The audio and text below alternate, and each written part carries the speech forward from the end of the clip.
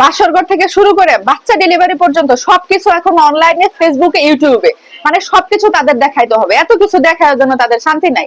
এই যে এক মহিলা, এই মহিলার নিয়ে কথা বলতে চাইছিলাম না, কিন্তু এই মহিলাটা এই যে এখন আবার তার বাচ্চা হওয়ার বেদনা উঠছে, পোয়াতির বাচ্চা হওয়ার বেদনা উঠছে, মানে ব্যথা উঠছে, এখন সেই অবস্থায় সে ভিডিও করতেছে, সে অবস্থায় তার পরিবারের লোকেরা ভিডিও করতেছে, দেখেন গো তার ব্যথা উঠছে, সে প্রথম মা হতে যাচ্ছে দুনিয়ার মধ্যে, এরকম ব্যথা কারোর কখনো উঠে নাই, সে বিষ উঠছে, এখন তার এই হসপিটালে নিচ্ছে, এখন তার সেই হসপিটালে নিচ্ছে, এখন সে ডাইনে মুসরাইতেছে, এখন সে বামে মুসরাইতেছে, এখন সে কাজ হইতেছে, এখন সে শীত হইতেছে, এসব ভিডিও তাদের দেখাইতে হবে, তাদের প্রকাশ করতে হবে। এই যে এখনকার পোলাপান গুলা যে এত দুষ্ট হয়, এসব বাপমার জন্য তো দুষ্ট হয়। যে সব বাপ মায়েরা পোলাপান পেড়ে নিয়ে ভিউ এর জন্য, ভিউ ব্যবসার জন্য পিছলা রাস্তায় হাঁটবে, পিছলা উঠানের মধ্যে হাঁটবে, পড়ে গেলে যে বাচ্চা সেখানে ডেলিভারি হবে, পড়ে গেলে যে বাচ্চা এখন ওয়া করে সিকুর দেবে, সেই চিন্তা তাদের নাই, সেই খেয়ালই তাদের নাই।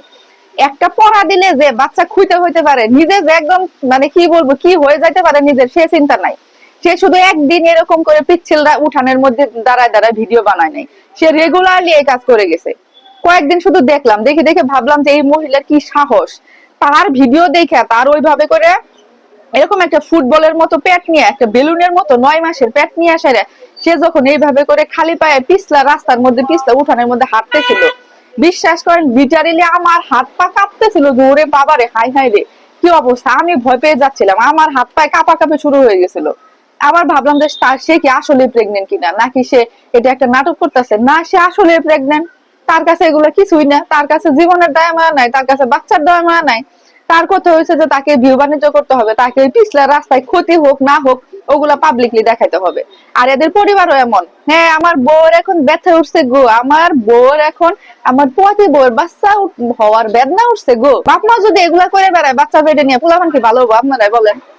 আগেকার দিনে কি হয়েছে, বাচ্চা পেটে হলে, আগেকার দিনে বাচ্চা পেটে হলে, বাচ্চা পেটে হয়েছে যে এটা জানতেই দিত না, পেটটারে ঢাইকা রাখতো, স্বামীর সামনে পেটটারে ঢাইকা রাখতো, কোনো মতে সে পেট বেরি করতো না।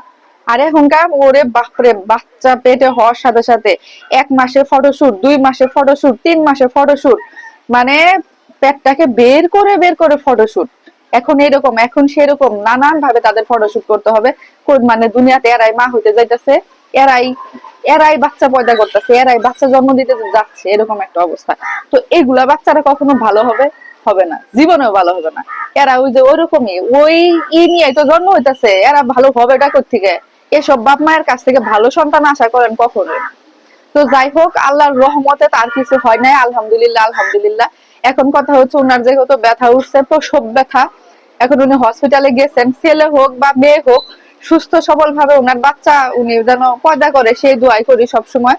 উনি তারপরে যা হোক সেটা করুক, সেটা দেখাক, আমরাও দেখি, তার জন্য দোয়া থাকবে, সে যেন সুস্থ সবল একটা বাচ্চা জন্ম দেয়। কারণ যে খেলা সে অনলাইনের মধ্যে দেখাইছে, কি আর বলবো। দোয়া করি, আপনারাও দোয়া করেন যেন সে সুন্দর একটা ফুটফুটে বেবি একটা আমাদের সামনে নিয়ে আসতে পারে। নিয়ে তো আসবো অবশ্যই, নারী কাটার আগে তো ভিডিও বানাবো, সেটা কথা না। আচ্ছা যাই হোক, দোয়া করেন বেশি বেশি করে।